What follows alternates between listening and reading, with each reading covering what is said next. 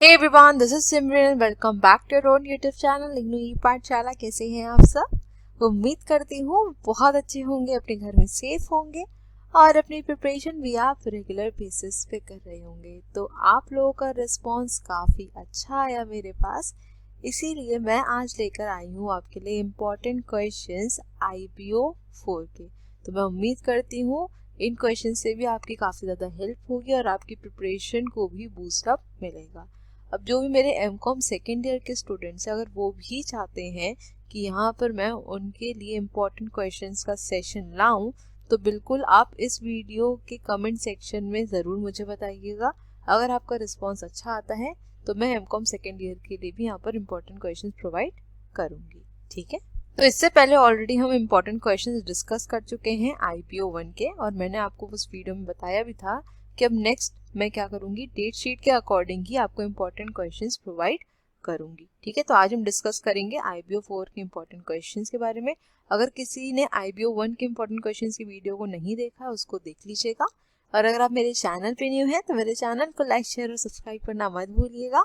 Bell icon को भी जरूर प्रेस कर दिएगा ताकि मैं जब भी वीडियोस को अपलोड करूं उसका नोटिफिकेशन आपके पास जरूर जाए। तो चलिए बिना किसी देर के हम अपने सेशन को स्टार्ट करते हैं। देखिए, यहाँ पर कुछ भी डिस्कस करने से पहले एक बार जान लेते हैं कि आपके पेपर का पैटर्न क्या है। अब आप सोचेंगे मैम पेपर का पैटर्न क्यों बता रही हैं आप? क्योंकि IBO 4 के पेपर में कुछ चेंजेस मैंने देखे हैं जो कि आपके IBO 1 में नहीं थे। ठीक है, वो सारे पेपर्स जैसे आते हैं उसी फॉर्मेट में आए हैं। ठीक, देखिए आपके पेपर में जनरली क्वेश्चंस जो पूछे जाते हैं उनका फॉर्मेट क्या रहता है? सबसे पहले रहते हैं आपके कमेंट ऑन द फॉलोइंग वाले क्वेश्चंस, फिर रहते हैं आपके लॉन्ग क्वेश्चंस और फिर रहते हैं आपके शॉर्ट क्वेश्चंस, और इसके बीच में अगर डिफरेंस पूछा जाता है तो वो रहता है। ठीक है, जनरली यही रहता है। ठीक, अब पेपर के पैटर्न में चेंजेस ये हैं कि मान लें अगर हम जून 2019 और दिसंबर 2019 का पेपर अगर हम कंसिडर करें तो यहाँ पर आपको सिर्फ लॉन्ग और शॉर्ट क्वेश्चंस ही पूछे गए हैं, कमेंट ऑन द फॉलोइंग वाले क्वेश्चंस नहीं आए थे। वहीं अगर मैं जून 2018 एंड दिसंबर 2018 पेपर की बात करूं तो ये पूरा जैसा फॉर्मेट है इस तरीके से पूछा गया।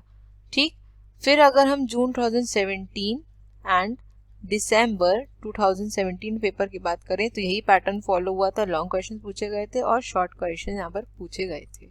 ठीक है, तो इस पैटर्न को देखकर यहाँ पर ये चीज क्लियर हो रही है कि एक साल क्या पूछा जाता है, सिर्फ लॉन्ग क्वेश्चन शॉर्ट क्वेश्चन पूछे जाते हैं, और दूसरे साल में comment on the following long और शॉर्ट तीनों ही पूछा जाता है, और अगर डिफरेंस है तो डिफरेंस भी पूछा जाता है। ठीक है, तो यहाँ पर जो मेरा प्रेडिक्शन है वो ये कहता है कि आपके दिसंबर के पेपर्स में, ठीक है, यहाँ पर आपसे comment on the following long question short question पूछे, क्योंकि देखिए दिसंबर और जून में नहीं पूछा गया था, सिर्फ लॉन्ग और शॉर्ट क्वेश्चंस आए थे। ठीक है, तो उस हिसाब से अगर देखा जाए तो दिसंबर 2020 के जो आपके पेपर्स होने थे, अब जो ऑब्वियसली बात है कि फरवरी 2021 में हो रहा है, इसमें हो सकता है कि comment on the following long और शॉर्ट यही पैटर्न आपको देखने को मिले। ठीक है, तो यहाँ पर मैंने क्वेश्चंस भी इसीलिए उसी तरीके से ऐड किए हैं। ठीक है, तो सबसे पहले आज हम डिस्कस करेंगे शॉर्ट नोट्स के बारे में। ठीक है, सबसे पहला है हमारा सेलर्स एंड बायर्स क्रेडिट। तो ये पर्टिकुलर टॉपिक है, ये पूछा गया है आपके चैप्टर नंबर 8 या फिर यूनिट 8 से, दैट इज एक्सपोर्ट फाइनेंस से। ठीक है, नेक्स्ट है डीम्ड एक्सपोर्ट्स, और ये आपका पूछा गया है आपके चैप्टर नंबर 1 से, और मैंने आपको डीम्ड एक्सपोर्ट्स काफी डिटेल में समझाया भी अपनी वीडियो में, अगर किसी ने नहीं देखा है इसको देख लीजिएगा। ठीक है, नेक्स्ट है हमारा liner and Trump shipping services. तो ये पर्टिकुलर चैप्टर है आपका chapter number 11, that is preparing for shipment से। ठीक है, बहुत ही इंपॉर्टेंट है, एग्जाम में हर बार पूछा ही जाता है। हो सकता है शॉर्ट नोट्स में पूछ ले, हो सकता है लॉन्ग में पूछ ले, और हो सकता है कि डिफरेंस भी पूछ ले। ठीक है, तो इस टॉपिक को हर तरीके से पढ़ के जाइएगा, डिफरेंस के पॉइंट ऑफ व्यू से भी, शॉर्ट नोट्स के पॉइंट ऑफ व्यू से भी, और लॉन्ग के पॉइंट ऑफ व्यू से भी। ठीक है, चलिए नेक्स्ट है हमारा पोर्ट प्रोसीजर। अब ये है आपका chapter number 13, that is shipment of export cargo से। ठीक है, नेक्स्ट है self certification scheme of export inspection. ये टॉपिक है आपका चैप्टर नंबर 11 से, दैट इज आपका प्रिपेयरिंग फॉर शिपमेंट से, जिसमें क्वालिटी की बात होती है। ठीक, नेक्स्ट बिल ऑफ एंट्री, ये है आपका चैप्टर नंबर 3 से। फिर नेक्स्ट है सिंप्लीफाइड एक्सपोर्ट डॉक्यूमेंट्स, ये भी आपका चैप्टर नंबर 3 से है। ठीक है, तो सबसे पहले तो यहाँ पर मैं आपको ये बता देती हूँ कि कौन कौन से चैप्टर्स मैंने IBO 4 के यहाँ पर कवर किए हैं, जिससे आपको कोई कंफ्यूजन ना हो। क्योंकि कई स्टूडेंट्स मुझे फिर मैसेज करते हैं कि मैम आपने ये यूनिट दी है कि नहीं दी है, इसकी प्लेलिस्ट कहाँ है। तो कई चैप्टर्स मैं यहाँ पर आपके साथ डिस्कस नहीं कर पाई। उसकी वजह ये है कि जैसे जैसे मेरे पास स्टूडेंट्स की डिमांड आती है, मैं उसी अकॉर्डिंग सेशंस को प्लान करती हूँ। ठीक है, तो एक बार यहाँ पर बता दे रही हूँ कि कौन कौन से चैप्टर्स मैंने यहाँ पर डिस्कस किए हैं, ताकि आप इजीली देख लें। ठीक, देखिए यहाँ पर मैंने यूनिट 1 कवर करवाया है, दैट इज आपका export import trade regulatory framework. Next है हमारा unit 2, that is export cell contract. Next है हमारा unit 3, that is export import documents and overview. फिर मैंने डिस्कस किया है यहाँ पर यूनिट 5, ठीक है, 4 नहीं डिस्कस किया है, यूनिट 5 डिस्कस किया है, processing of N export order. And last में है हमारा unit 6, that is terms of payment. तो IBO 4 के मैंने टोटल 5 ही यूनिट्स यहाँ पर कवर करी है, यूनिट 4 को नहीं पढ़ाया है। ठीक है, चलिए देख लेते हैं नेक्स्ट क्या है। नेक्स्ट टॉपिक है हमारा ECGC फाइनेंशियल गारंटी। तो ये है आपका chapter number 9, that is export credit insurance से। ठीक है, नेक्स्ट देख लेते हैं। नेक्स्ट है हमारा वैल्यू एडेड नेटवर्क सर्विसेज, जो कि आपका EDI का पार्ट है। ठीक है, EDI का चैप्टर है, दैट इज आपका chapter number 4। Okay, next role of EXIM bank, that is export import bank, ये है आपका फ्रॉम चैप्टर नंबर 8। ठीक है, नेक्स्ट है export promotion council, that is chapter number 15। Next है revocable and irrevocable letter of credit, that is chapter number 6। तो ये मैंने काफी डिटेल में आपके साथ डिस्कस किया है।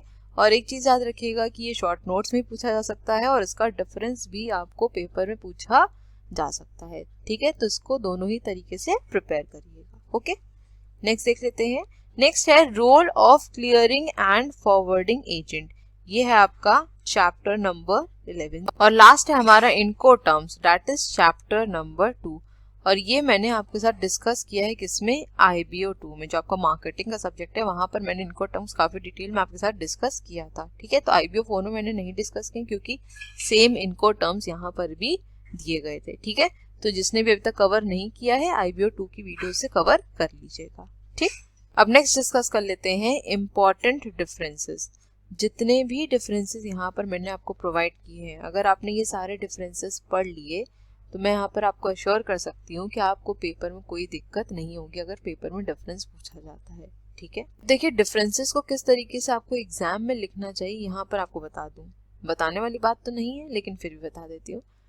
प्रॉपरली पार्टीशन करके, ठीक है, जिस तरीके से डिफरेंस लिखा जाता है उसी तरीके से लिखिएगा। पैराग्राफ में लिखने की कोशिश मत करिएगा। आई नो स्टूडेंट्स पैराग्राफ में इसलिए लिखते हैं ताकि वो मैक्सिमम जो पेज की लेंथ है उसको कवर कर पाए, क्योंकि अगर वो पार्टीशन करके लिखेंगे तो अगर टॉपिक प्रॉपरली नहीं आता है तो नहीं लिख पाएंगे, राइट। तो इसलिए मैंने यहाँ पर आपको डिफरेंसेस के टॉपिक प्रोवाइड कर दिए कि कौन कौन से डिफरेंसेस पूछे जाते हैं, किन के बीच में पूछे जाते हैं। तो अब आप एक काम ये करिएगा, जिस भी कॉपी में अपने आप नोट्स बनाते हैं, ठीक है, या फिर मेरा सजेशन क्या है जो मैं करती हूँ वो मैं आपको बताती हूँ। जैसे अगर आपको ओपन कवर और ओपन पॉलिसी के बीच में डिफरेंस चाहिए, अपने बुक से पढ़ा, समझ में आ गया, वेल एंड गुड, लिख लीजिए इस फॉर्मेट में। ठीक है, अगर नहीं समझ में आ रहा है इंटरनेट की हेल्प लीजिए, निकालिए, उसको पेपर में लिखिए और जहाँ पर जिस चैप्टर में ये आपका टॉपिक है ना वहाँ पर उसको स्टेपल कर दीजिए। ठीक है, अब ये मत कहिएगा मैम बुक में स्टेपल कैसे करें। देखो बुक में पेन चलाने को तो कह नहीं रही हूँ, और ये बुक आप बेच तो पाओगे नहीं। ठीक है, जो भी होते हैं ना कॉमर्स स्टूडेंट जो ज़्यादा दिमाग लगाते हैं कि मैम हम बेच देंगे, तो भैया देखो इग्नू की बुक्स कोई लेगा है नहीं, क्योंकि सीधी बात है हर इंसान जब नया एडमिशन लेता है तो उसको बुक्स मिलती हैं, मटेरियल मिलता है ये। और अगर आप ऐसा कर भी दोगे ना, किसी को अगर दोगे भी कभी, तो उसके लिए काफ़ी ज़्यादा बेनिफिशियल भी होगी ये, राइट। तो इस तरीके से बनाइएगा। जैसे ये है आपका ओपन कवर और ओपन पॉलिसी, जिस भी चैप्टर में है वही चैप्टर में क्या करिएगा, जो भी आपने अपना डिफरेंस बनाया है उसको वहाँ पर स्टेपल कर लीजिएगा। उससे फ़ायदा ये रहेगा कि आपने अगर अलग से कॉपी बनाई तो आप उसमें ढूंढेंगे हमने कहाँ लिखा था, फिर पढ़ेंगे। ऐसे क्या होगा, जैसे ही आपने ये चैप्टर देखा आपको पता चल जाएगा अच्छा हाँ इसके बीच में हमको डिफरेंस भी पढ़ना है, तो तुरंत क्या हो जाएगा, वो रिविजन भी हो जाएगा। ठीक है, तो सबसे पहला डिफरेंस आपका ओपन कवर और ओपन पॉलिसी के बीच में, ये है आपका चैप्टर नंबर 12 से। नेक्स्ट है actual total loss and constructive total loss, ये भी आपका चैप्टर 12 से है। एंड मैरीटाइम एंड एक्स्ट्रानॉस पेरिल्स, ये भी आपका चैप्टर नंबर 12 से है। ठीक है, नेक्स्ट है हमारा एफओबी एंड सीआईएफ, ये है आपका चैप्टर नंबर 2 से। और एफओबी एंड सीआईएफ के बीच में डिफरेंस आप वहां से भी देख सकते हैं जहां पर मैंने आपको इनको टर्म्स बताए हैं। ठीक है, नेक्स्ट है हमारा revocable and irrevocable letter of credit, ये है आपका चैप्टर नंबर 6 से। और मैंने काफी डिटेल में आपके साथ डिस्कस भी किया था, और भी मैंने आपको पीछे बताया भी था कि ये जो टॉपिक है आपका शॉर्ट नोट से पूछा जा सकता है और डिफरेंस में भी पूछा जा सकता है। ठीक है, नेक्स्ट है हमारा कॉन्स्यूलर इनवॉइस एंड कस्टम्स इनवॉइस, ये है आपका चैप्टर नंबर 3 में। ठीक है, और इसका डिफरेंस मैंने प्रॉपरली प्रोवाइड किया हुआ है, तो अगर आप में से किसी ने नहीं देखा है वीडियो देख लीजिएगा और पीडीएफ में भी आपको मिल जाएगा। ठीक, नेक्स्ट हमारा duty against acceptance and duty against payment, ये है आपका चैप्टर नंबर 6 में। और काफ़ी डिटेल में मैंने आपके साथ डिस्कस किया, हालांकि मैंने डिफरेंस नहीं प्रोवाइड किया, लेकिन अगर आप उस वीडियो को बहुत ही ध्यान से समझेंगे सुनेंगे तो आपको डिफरेंस आराम से समझ में आ जाएगा। ठीक है, नेक्स्ट हमारा ईसीजीसी पॉलिसीज एंड गारंटीज, ये आया है आपका चैप्टर नंबर 9 से। नेक्स्ट हमारा bill of landing and airway bill, that is it is from chapter number 3, और इसका डिफरेंस मैंने प्रॉपरली आपको प्रोवाइड कर रखा है। ठीक है, और लास्ट है हमारा shipping bill and bill of entry, ये भी आपका चैप्टर नंबर 3 से है। ठीक, अब नेक्स्ट डिस्कस कर लेते हैं comment on the following questions पर। ठीक है, सबसे पहला है हमारा all parties in a letter of credit deals in documents. देखिए जो लेटर ऑफ क्रेडिट टॉपिक है ना, वो अपने में ही बहुत ही ज्यादा इंपॉर्टेंट है। एग्जाम में एक क्वेश्चन आपको देखने को मिलेगा ही मिलेगा, तो इस टॉपिक को गलती से भी छोड़ के मत जाइएगा। ठीक है, तो ये है आपके चैप्टर नंबर 6 से। ठीक है, मैंने लेटर ऑफ क्रेडिट काफी डिटेल में आपके साथ डिस्कस किया है, वीडियो को जरूर देख लीजिएगा। ठीक, नेक्स्ट है हमारा ईसीजीसी, सॉरी ये ईसीजीसी होगा। ठीक है, ECGC through their financial guarantees enhance the credit worthiness of the exporters, तो ये पूछा गया है आपका आई गेस चैप्टर नंबर 9 से। ठीक है, नेक्स्ट है हमारा Exim Bank does not compete with commercial bank but supplements the services provided by them to the export। अब देखिए इस पर्टिकुलर स्टेटमेंट का जो आंसर है उसको आपको अपनी लैंग्वेज में ही लिखना पड़ेगा, क्योंकि यहाँ पर मैं ये नहीं कह सकती ये पर्टिकुलर एक चैप्टर से पूछा गया है। ठीक है, तो आप जब अपने स्टडी मटेरियल को पढ़ेंगे तो जहाँ जहाँ आप एग्जिम बैंक के बारे में जो पढ़ेंगे, जो नॉलेज गेन करते हैं, उसको यहाँ पर अप्लाई करते हुए जो क्वेश्चन पूछ रहा है उसके अकॉर्डिंग अपनी लैंग्वेज में आंसर करना पड़ेगा। देखिए मैंने आपको IBO 1 में भी ये चीज़ बताई थी कि कमेंट ऑन द फॉलोइंग जो क्वेश्चंस रहते हैं, जो स्टेटमेंट वाइज आते हैं आपके, उसमें से एक या दो क्वेश्चन ऐसा हो सकता है जिसको आपको ओन वर्ड्स में ही लिखना पड़े, आपको एग्जैक्टली बुक में नहीं मिलेगा। ठीक है, तो यहाँ पर भी ऐसा ही है। ठीक है, नेक्स्ट देख लेते हैं। नेक्स्ट क्वेश्चन है trade policy is an instrument of economic policy which aims to promote economic growth with stability in the country. अब ये स्टेटमेंट आई है आपकी चैप्टर नंबर 1 से। ठीक है, नेक्स्ट है हमारा एक्सपोर्ट्स दो profitable is a highly risky and complex business. अब देखिए इस पर्टिकुलर स्टेटमेंट को अगर आप देखें तो यहाँ पर नहीं कहा जा सकता कि ये किस पर्टिकुलर चैप्टर से पूछा गया है, तो यहाँ पर भी आपको अपने ओन वर्ड्स में ही आंसर करना होगा कि एक्सपोर्ट्स प्रॉफिटेबल तो होते हैं लेकिन रिस्की और कॉम्प्लेक्स बिजनेस है। रिस्क तो ऑब्वियसली इन्वॉल्व है कि आपको दूसरी कंट्रीज में अपने एक्सपोर्ट करना है, वहाँ के कल्चर अलग है, पॉलिटिकल कंडीशंस अलग है ना। और कॉम्प्लेक्स बिजनेस इसलिए क्योंकि इतना ज़्यादा पेपर वर्क होता है, काफ़ी टाइम लगता है, इतनी ईजिली आप एक्सपोर्ट नहीं कर सकते हैं। ठीक है, तो आपको अपनी ओन लैंग्वेज में इसको डिस्क्राइब करना पड़ेगा। ठीक है, तो इसीलिए मैं यहाँ पर आपको सारी चीज़ें प्रोवाइड कर दे रही हूँ ताकि आप इंटरनेट की हेल्प से कुछ चीज़ें निकाल के अपने पास लिख लीजिए ताकि एग्जाम के टाइम पर पैनिक ना करें। ठीक, नेक्स्ट देख लेते हैं। Litigation is a preferable method of settlement of international trade dispute, तो ये पूछा गया आपका चैप्टर नंबर 2 से, जिसमें टॉपिक दिया हुआ है आपका सेटलमेंट डिस्प्यूट का। ठीक, और बाकी अगर आपको लिटिगेशन आर्बिट्रेशन के बारे में डिटेल में पढ़ना है तो मैंने IBO 1 में आपको ऑलरेडी प्रोवाइड कर रखा है। उसमें आपका एक चैप्टर है इंटरनेशनल ट्रेड डिस्प्यूट का, settlement of international trade dispute. तो वहाँ पर मैंने लिटिगेशन आर्बिट्रेशन काफ़ी डिटेल में डिस्कस किया है, तो आप वहाँ से पढ़ लीजिएगा, ठीक है। नेक्स्ट क्वेश्चन है ISO 9000 quality system are significant in exports. अब ये आया है आपका चैप्टर नंबर 11 से, that is preparing for shipment से, ठीक है। नेक्स्ट है हमारा EDI system can shorten the lead time between receipt and execution of export order. तो आपको साफ समझ में आ रहा है कि EDI से पूछा गया है, दैट इज चैप्टर नंबर 4, ठीक है। नेक्स्ट है Exports promotion capital goods help exporters in reducing manufacturing cost of exports goods। तो यहाँ पे ये पूछा गया है EPCG जो स्कीम थी आपकी, इसके बारे में यहाँ पर डिस्कस कर रहा है, ठीक है। तो ये पर्टिकुलर स्कीम आपकी मेंशन है आपके चैप्टर नंबर 1 में, ठीक है। अब इसके बाद आपकी ड्यूटी एग्जेम्पशन रेमिशन स्कीम भी है, ये भी काफी ज्यादा इंपॉर्टेंट है, इसको भी पढ़ लीजिएगा। ये सारी स्कीम्स मैंने अपने वीडियो में कवर करी है, तो आप देख सकते हैं, ठीक है। नेक्स्ट स्टेटमेंट है हमारी selling under CIF contract is good for the country as a whole. तो ये आपका दिया गया है चैप्टर नंबर 2 से, ठीक है। अब नेक्स्ट डिस्कस कर लेते हैं लॉन्ग क्वेश्चंस जो कि आपके आते हैं 20 मार्क्स के, ठीक है। सबसे पहला क्वेश्चन है हमारा define electronic data processing explaining it's purpose and enumerate it's strategic operational and opportunities benefit. Do you think EDI has an important role in import-export business? Discuss and explain the steps involved in EDI plan. तो ये है आपका obviously chapter number 4 से, EDI से। और यहाँ पर आपको जो क्वेश्चंस मिलेंगे वो एक तरीके से कह सकते हैं कि कॉम्प्रिहेंसिव टाइप के क्वेश्चंस हैं, जिसमें मैंने काफ़ी चीज़ों को इंक्लूड कर दिया है ताकि अगर क्वेश्चन कहीं से भी बने तो आप इजीली उसका आंसर दे सके, आपको उसका आंसर पता हो, ठीक है।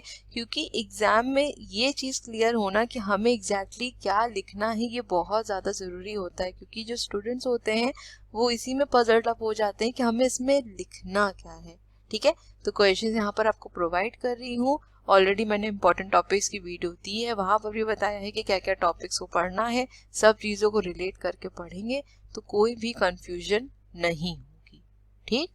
नेक्स्ट क्वेश्चन है describe the regulatory framework of export import business describing the respective roles of various legislations and institutions.